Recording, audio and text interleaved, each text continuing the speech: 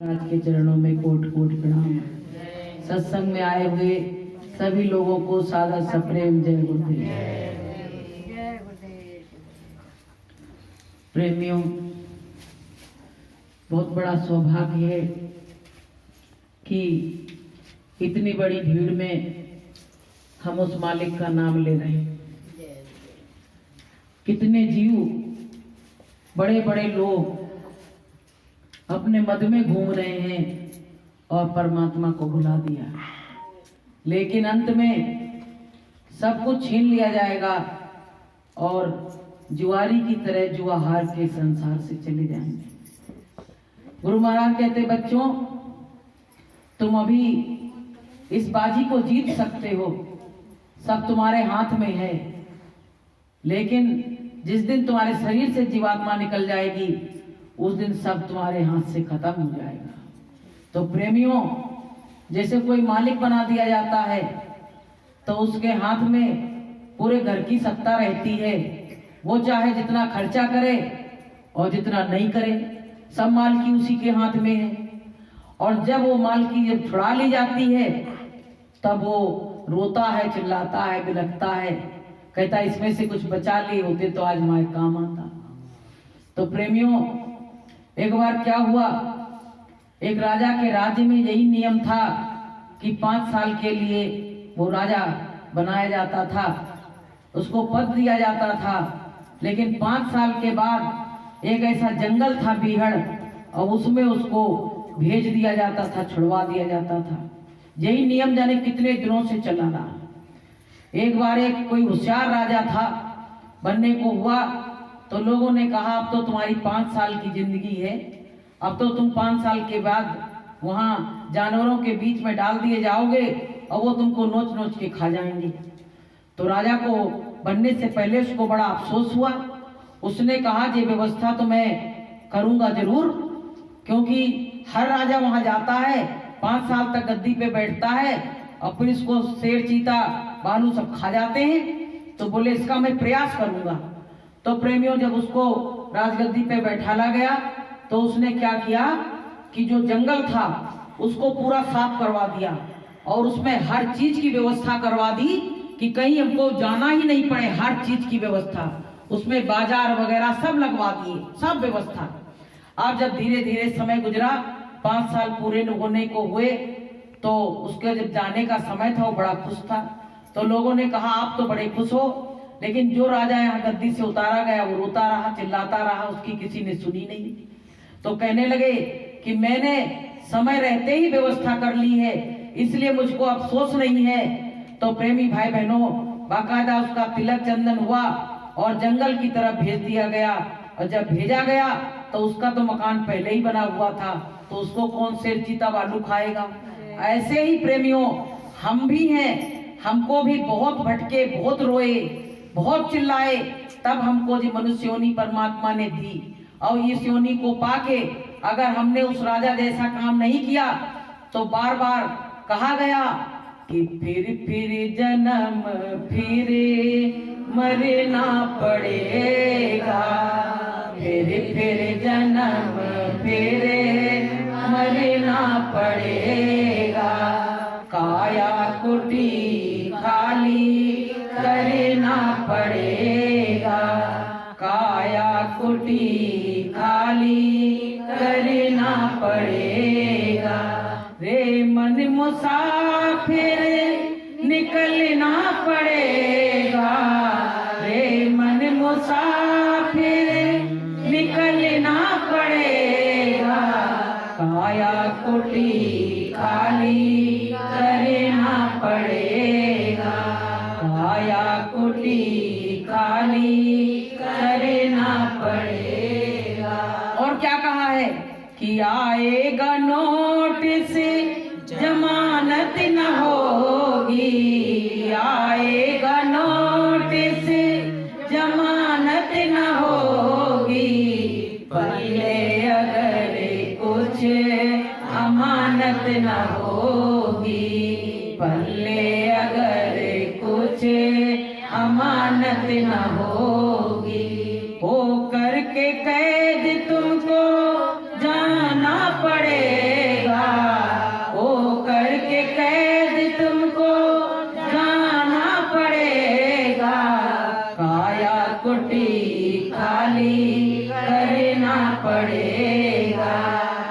जीवन मुसाफिर निकलना पड़ेगा।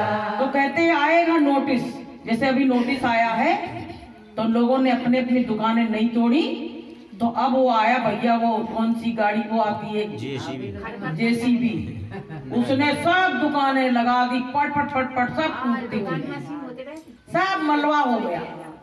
ऐसे ही वो काल कहता है समय रहते ही, संत कहते समय रहते ही चेत जाओ, नहीं तो वो काल आएगा और जैसे जेसीबी चली है ना, ऐसी बीमारियां फैलेंगी, ऐसी महामारी फैलेगी कि जैसे जेसीबी ने सब पूरा मलबा कर दिया, ऐसे ही वो काल सबको एक मलबा के रूप में बदल देगा। ऐसी बीमारियां आएंगी।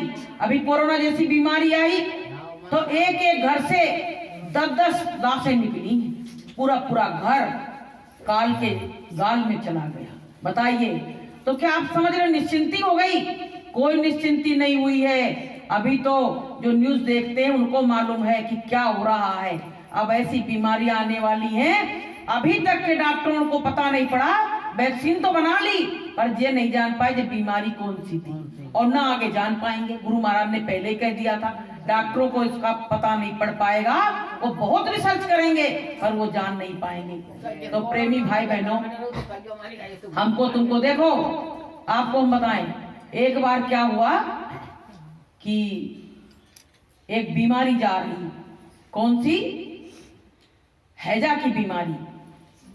तो एक महात्मा जी बैठे देख रहे थे, जा रही थी, मौत जा रही थी। बोले कहाँ जा रहे हो? बोले कि बीमारी फैलाने जा रहे हैं उस गांव में। बोले कितने लोगों का टारगेट है? बोले 5000 लोगों का। लेकिन महात्मा जी बैठे रहे, कहने लगे जो लौटे तब इससे पूछे कि कितना टारगेट करके आई। अब उस गांव में जब घुसी तो जब हैजा फैला तो लोगों में दहशत खा खा के 15000 लोग मर गए। अब जब उधर से बढ़िया लौट के आ रही तो लोगों ने कहा, भैया, महात्मा जी ने कहा कि कितने गए? बोले 15 गए। बोले 5 कही थी? बोले 10 तो दहशत खा के चली गई। तो प्रेमियों, जब बीमारी फैलती है, अफरा तफरी मचती है तो लोग भय से मर जाते हैं, भय से मर जाते हैं। उनको कोई बीमारी नहीं है। जैसे कोरोना आया था ना, तो जरा सी खांसी भी करने लगे, मेरे फेफड़े में बड़ी दर्द हो रही और दहशत खा के मर गए। तो प्रेमियों, हमको तुमको इसी दिन के लिए सत्संग की जरूरत है। गुरु महाराज ने कहा था, बच्चों देखो, कोरोना की बीमारी में सबके घरों में शाम को प्रार्थना होने लगी थी, ध्यान भजन होने लगा था। हमारे घर में भी सब शाम को बैठ जाते थे और सब बच्चे बच्चे बैठते थे। हम लोग तो बैठते ही हैं, तो बच्चे भी शाम को प्रार्थना करते थे, सब बैठते थे, क्योंकि सब दहशत में आ गए थे। लेकिन संसारियों की तरफ जब हम देखते थे तो वो भी रामायण पढ़ने लगे, गीता पढ़ने लगे कि कैसे मेरी बचत हो जाए। तो प्रेमियों, जब विपत्ति आती है तो लोग धर्म की तरफ भागते हैं। और वैसे कहते धर्म क्या चीज है? धर्म तो मेरे जेब में रखा है। घमंडी लोग इस तरह से बात करते हैं, कहते धर्म तो मेरे जेब में रखा है, धर्म क्या होता है? लेकिन कहा गया कि जब जब होए धर्म की हानि और बाढ़े असुर महाभिमानी, और तब तब धरे प्रभु मनुज शरीरा और हरे सदा सज्जन की पीड़ा। जब जब धर्म की हानि हुई तब तक भगवान मनुष्य का अवतार रख के संसार में आए, और जो अच्छे लोगों के थे उनके साथ अच्छा व्यवहार हुआ, और जो बुरे थे वो किसी की सुन ही नहीं रहे थे तो उनका संहार हो गया। तो प्रेमी भाई बहनों, अभी सब हमारे हाथ में है, अच्छा कर लो और चाहे बुरा कर लो। आज हम सुबह एक सत्संग सुन रहे थे तो उसमें कहा कि शंकर जी से एक ने कही कि जे बताओ, प्रसाद में बोला नहीं करो, आराम से रखना, देखे रहो। शंकर जी से किसी ने पूछा कि तपस्या उसने इतने दिन करी है तो उसका तो बहुत बड़ा फल होगा। तो शंकर जी ने क्या कहा? शंकर भगवान ने कही जो दुनिया मानती जिनको, बोले कि इतना तपस्या का फल नहीं है जितना एक घड़ी के सत्संग का है। बताइए, सत्संग का बहुत बड़ा प्रभाव बताएगा, बहुत बड़ा असर होता सत्संग में आने से।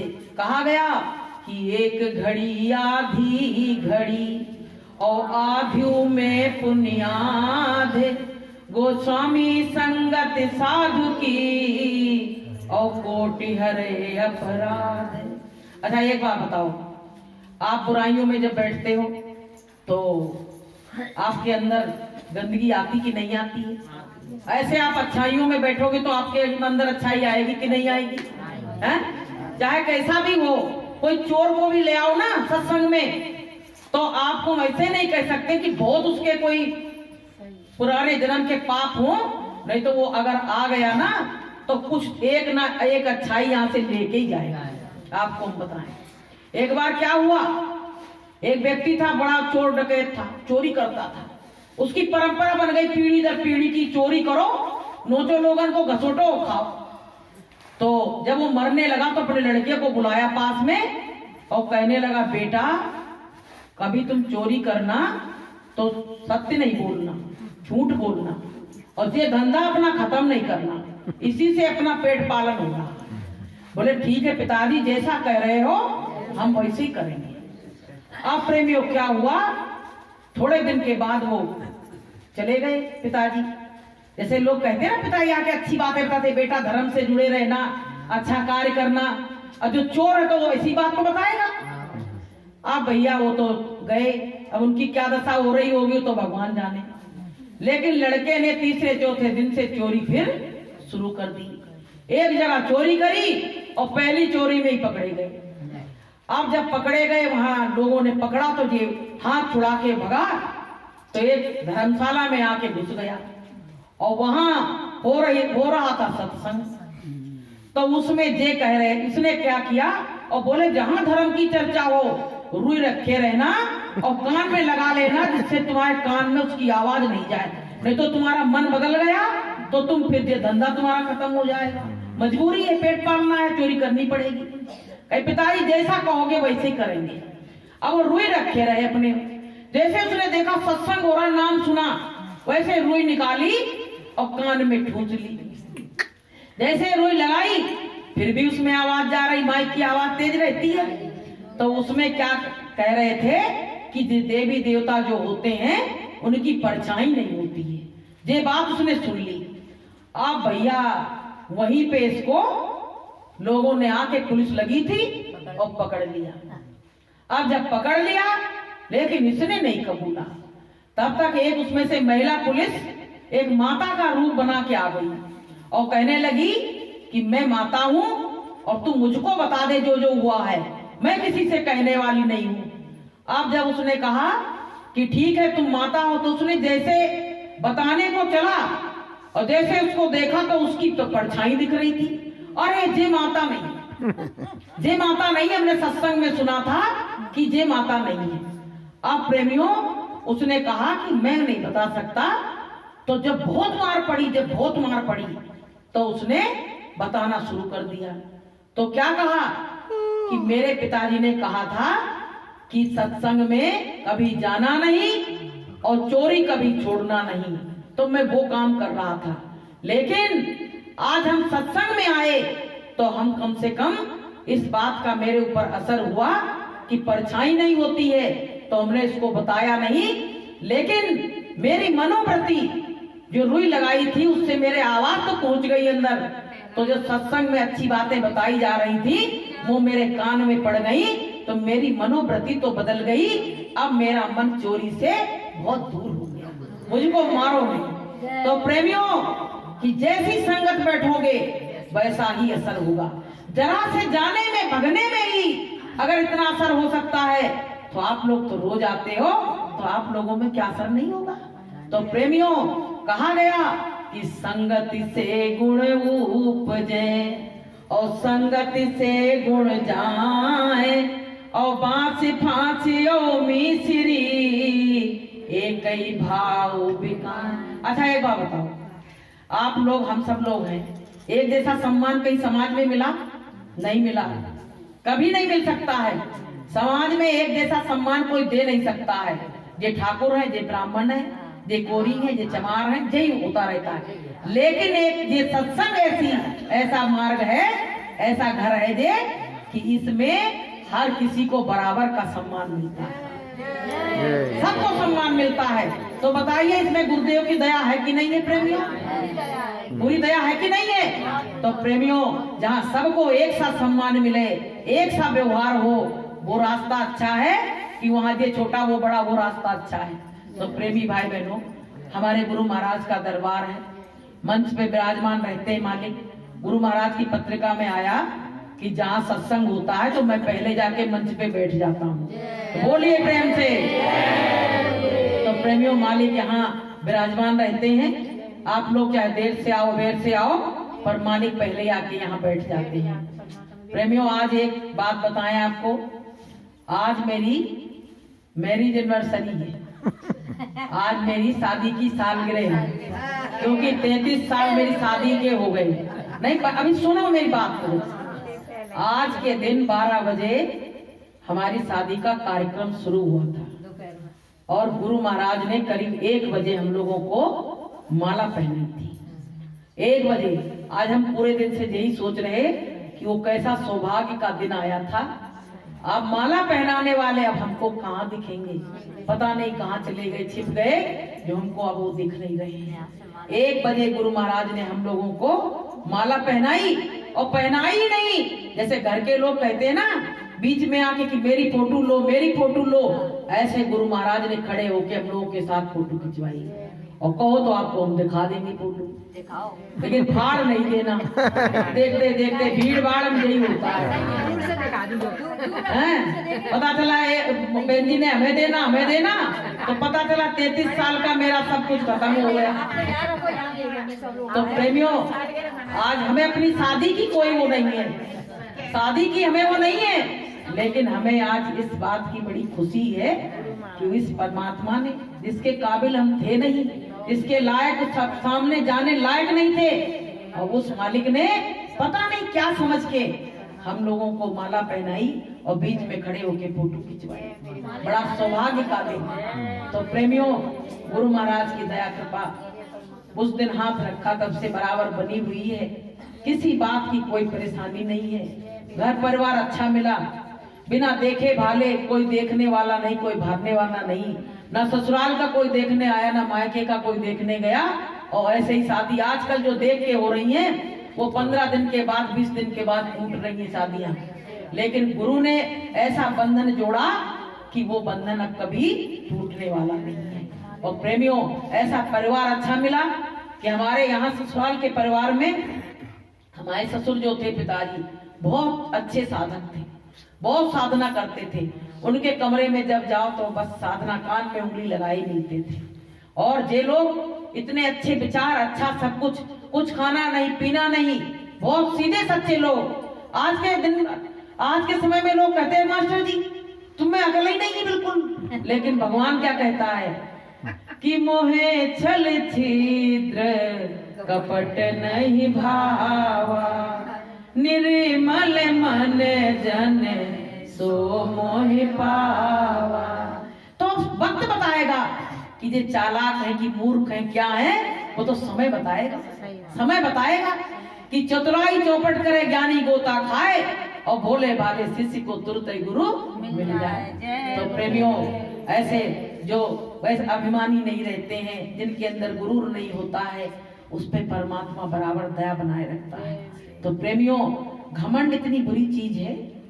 कल हम वहां मार्केट गए थे, तो उसके आगे एक ने अपनी गाड़ी खड़ी कर दी, तो वो कहे बेचारा कि थोड़ी सी गाड़ी पीछे कर लो।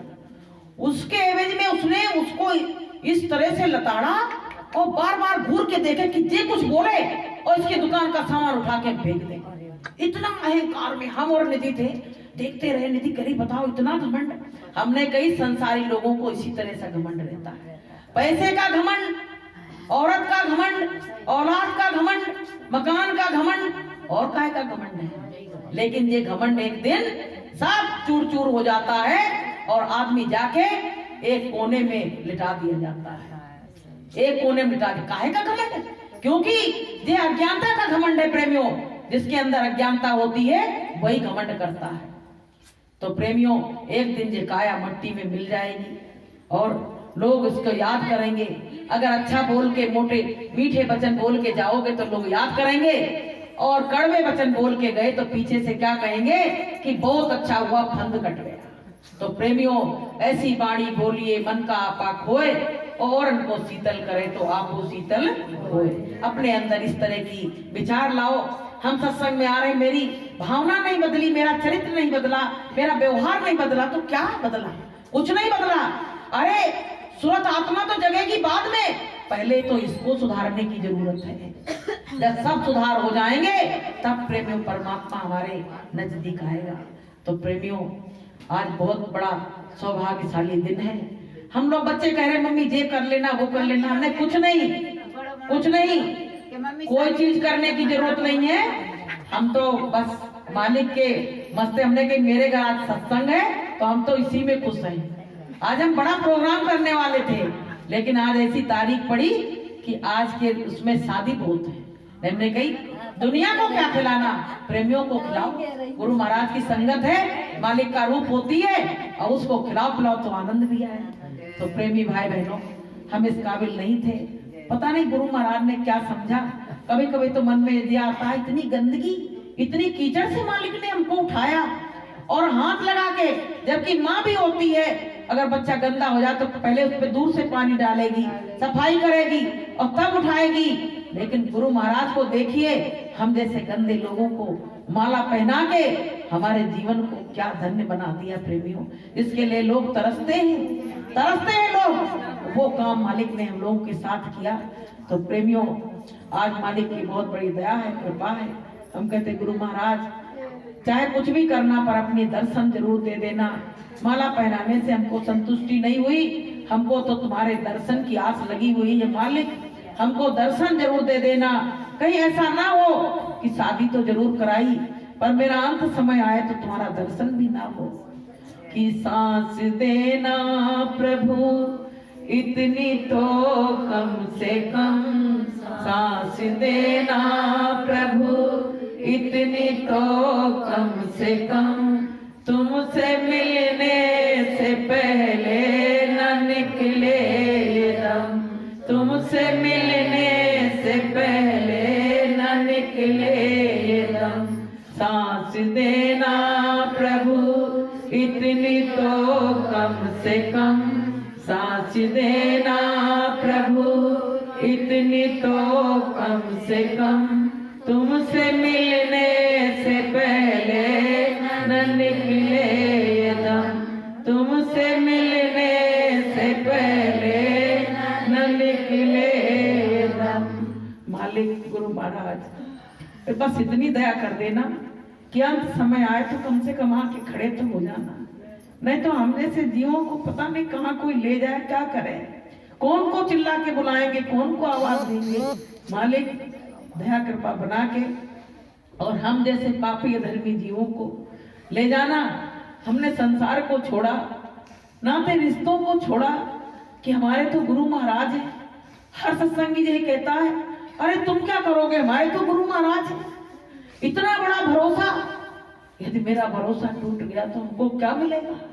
इसलिए प्रेमियों, अपने मालिक को उठते बैठते सोते जागते अपने मालिक की याद करो, गुनाहों की माफी मांगो कि गुरुदेव तुम जीवन में मिले, मनुष्य जीवन मिला, हमारा जीवन धन्य हो गया, अब हमको किसी चीज की जरूरत नहीं मालिक, बस तू मिल जा और तू अपने साथ ले चल हमको अब दुनिया में रहना भी अच्छा नहीं लगता है। प्रेमियों, गुरु महाराज के जाने के बाद क्या अच्छा लगता है। रजब संत थे, उनके गुरु चले गए तो उन्होंने उसी दिन से आंखें बंद कर ली और कहने लगे अब हम संसार को क्या देखें, ये संसार देखने योग्य नहीं है, इसको मैं क्या देखूं, जो देखने योग्य चीज थी वो तो चली गई। तो प्रेमियों, ऐसे हमारे साथ भी हुआ। प्रेमियों, हम तो रोचों में फंसे हुए हैं, पड़े हैं, लेकिन अब देखने के योग्य, समझने के योग्य कुछ शेष बचा नहीं है। इसलिए मालिक से यही कहो, मालिक जब मर्जी हो जब ले जाना, लेकिन आना तुम्हें लेने, हम किसी और के साथ नहीं जाएंगे कभी।